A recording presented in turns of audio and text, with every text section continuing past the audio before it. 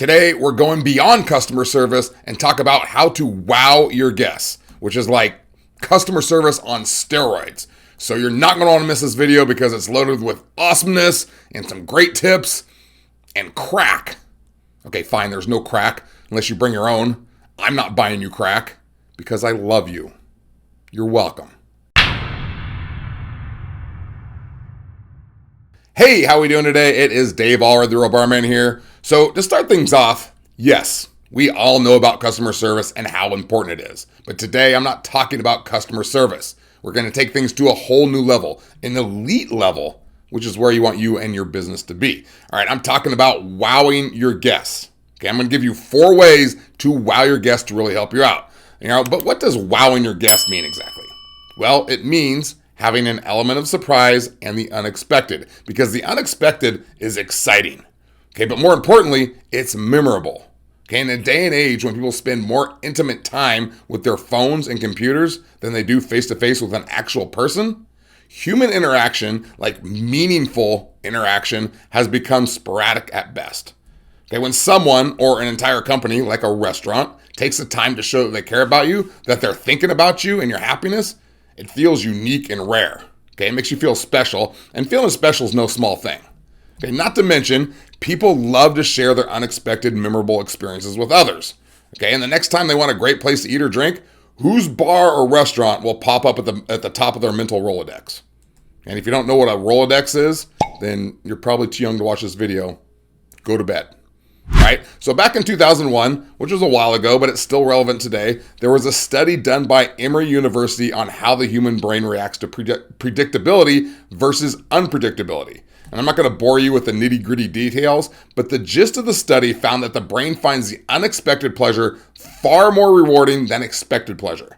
Okay, so don't just exceed expectations with your guests. Right? That's great, don't get me wrong, but figure out what your guests don't expect and then do that.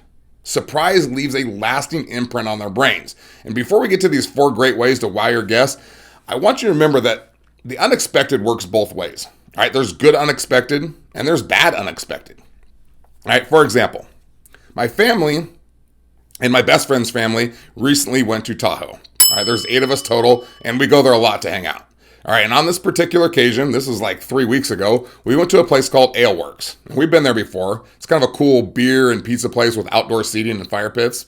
All right, so anyway, the way it works there is you walk up to the front and you place your order and you pay and they bring it to wherever you're sitting. All right, sort of like Panera. All right, well, my buddy and I ordered, and the cashier asked how many people in our party, so we told him we have 8. To which he replied, okay, well, just so you know, with any parties of 6 or bigger, we charge a 20% service gratuity fee. And I was like, what? But you guys don't provide table service. What's the fee for? To which he replied, that's just our policy. Okay, so I debated with him some more to no avail. So I didn't feel like being difficult, so I just paid it, right? With the drinks and the pizzas and the salad for 8 people, the bill was like $150 or $180. I don't remember exactly what it was, but it was like a $30 or $35 service fee for service that they don't provide. And by the way, where does Aleworks get off making it 6 people? It's always been 8 people for Autograt. We all know that, at least all the places I've worked. And we weren't even sitting together. Okay, the 4 adults sat in one spot outside and the 4 teenagers were sitting in another. Okay, and let me be clear. I can appreciate an owner taking care of his or her staff and giving them some extra gratuity, but your policy is to charge money to your guests for a service that you aren't providing. Okay, so what happened? Sure enough, they eventually dropped our pizzas off, and we didn't see anyone for the rest of the hour we were sitting there. Okay, we could have been at McDonald's for all I knew. Okay, not one time does someone come by and say, hey, how is everything? Do you need any napkins? Do you need drink refills? Nobody even came by to clear away our dirty plates and empty glasses. Okay, what did I pay $30 or $35 for? That is an unexpected, memorable policy that left a sour taste in my mouth. That's a wow in the opposite direction. And I can tell you right now, I'm not going to be back for a while just based on that sour taste. Because if you are an owner that implements illogical policies that piss off the guests, then the guests aren't your number 1 priority. You are doing the opposite of wowing me.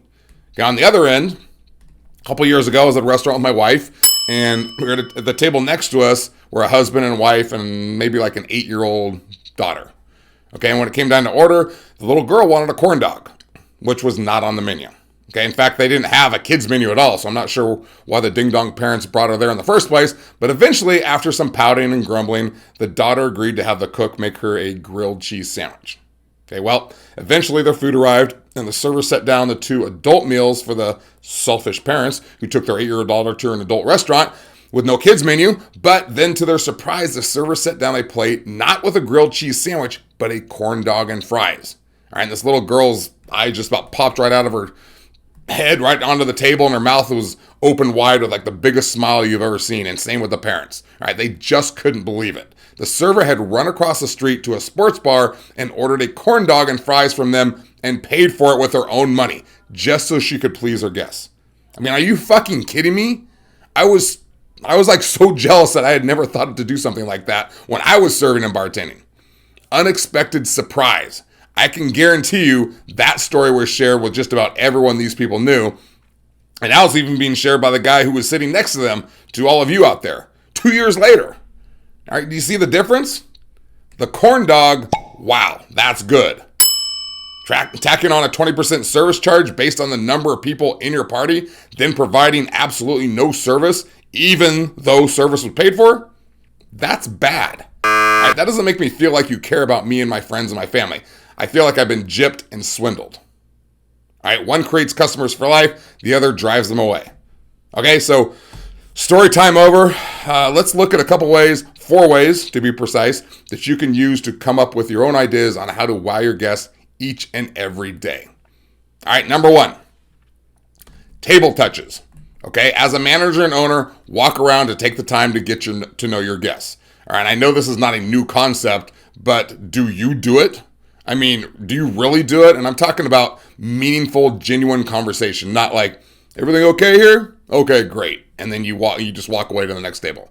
Okay, and yes, this is time consuming, but it's better than any bonehead marketing promotion you've been working on in your office. I guarantee it.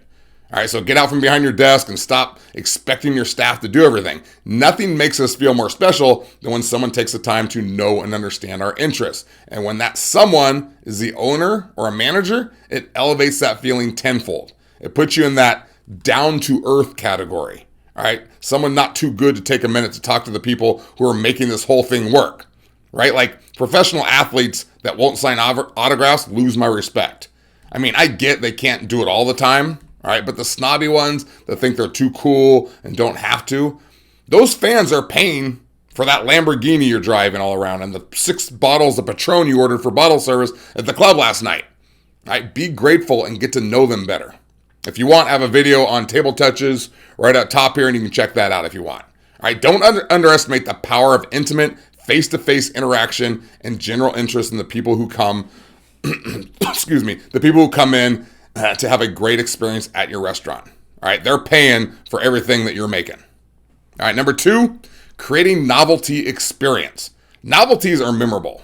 Like at our piano bar, we used to have a big-ass mule, which is like 60-ounce Moscow Mule served in a giant copper Moscow Mule cup that people could share. It's memorable, and people loved it. Okay, but I'm not just talking about a novelty thing. All right, the big-ass mule is a novelty thing. I'm talking about a novelty experience, although you could do either one. For instance, some sort of like cart or presentation you bring to the table, like a guacamole cart. Okay, they roll this cart up to your table and they make guacamole for you right in front of you. All right, or like when they bring out a dessert cart and then prepare, creme brulee and they set it on fire right in front of you. Or like there's a restaurant called The Melting Pot, which my daughter freaking loves. Have you heard of this place? They bring out like pots of broth of your choosing, and you actually cook your own meat and veggies on the table itself. It's like a hot plate right on the table. And then they also serve dessert with a pot of chocolate or caramel, and you can dip all sorts of fun things into like all this gooey delightfulness inside. Now, if you've heard of The Melting Pot and you know what to expect, it's not unexpected, but it's still an amazing experience and one you can't help but talk to others about. Okay, I'm telling you, novelty experiences are a great way to wow your guests. All right, think about ways you can serve them food or drinks in an unexpected way. All right, excuse me. Number 3, give them something for free.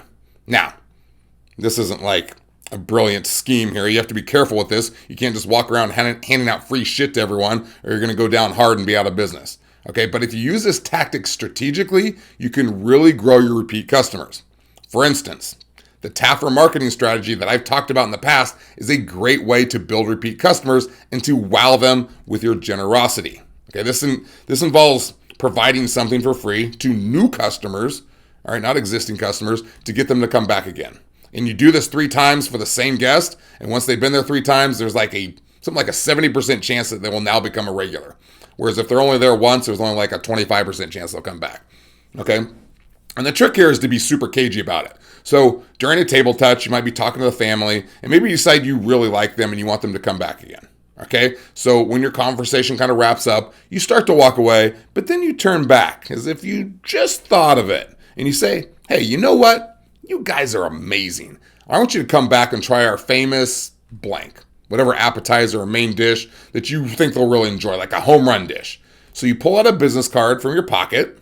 Okay, this is all prearranged, so you need business cards made up. And on the back you write, good for 1 free whatever. And you sign your name and you hand it to them. Okay, this of course is going to entice them to come back again. Now, the rest of the staff knows about this as well. So the next time this family comes in and they hand the server that card, they all know that it's legit and it's all part of the plan. So they bring it to the manager or the owner so that they know that the family's here. You know, hopefully the same person's working, the same manager or owner, so they can go over and say hi again and they recognize them. Otherwise, it can be a different manager. That's fine. Either way, after the free home run dish comes out, the owner or manager comes by and asks, oh, how was it? And they say, great. Hopefully you have a good cook. And then once again, you go into your act and say, sorry, I just can't help myself. And you pull out another business card and say, I need you guys to come back one more time and try our chocolate motherlode cake or whatever. And you repeat the process, giving them a free dessert for the next time they come in. All right, don't let them talk you into giving them the dessert this time. That defeats the whole purpose. Okay, in fact, if you're giving away a free dessert, you might want to do this after they've already paid the check so they don't stay. But the point is, they are now going to want to come back a third time, and now you've really upped your chances of landing them as a regular. And you've wowed them in the process, which means they're going to talk about it to others, about how great your place is. This is all wrapped into wowing them, as well as getting them to come back and increasing your regulars and repeat customers. It's all wrapped in a great marketing strategy. All right. And you're using your freebies smartly. All right. Does that all make sense? All right, good.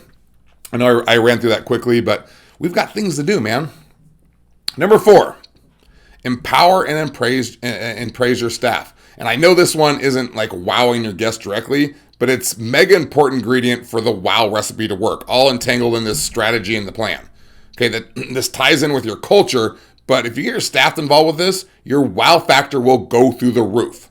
Okay, by praising individuals on your staff for not just excellent service, I mean, you can praise them for good service too, but when they go above and beyond, you really want to let them know how proud you are of them, because you start to create an identity in them that makes them want to wow the guests. It becomes ingrained in the DNA of your culture. And the best part is, sorry, I'm having trouble. The best part is that you empower them to start coming up with their own ways to wow your guests when those creative juices get flowing. You can see them find the passion in their job, where before they're just walking through the motions and trying to get through their shift. Try this. You won't regret it. Okay? So hopefully that helps jumpstart you, give you some ideas on how to wow your guests, do the unexpected. There are countless ways if you just get created. When it comes down to it, it's great to have memorable food and drinks with great presentation. That's good stuff that will earn you a great reputation, but that's still not the wow factor. People have had good food and drinks at multiple places in their life. The wow factor is something rare that they haven't experienced before. We as guests want to know that you care about us, and when you do it in an unexpected way, after that, you can do no wrong in our eyes. Okay? I want to thank you for hanging out with me today. I do appreciate it. I am going to see you next time. I'm out.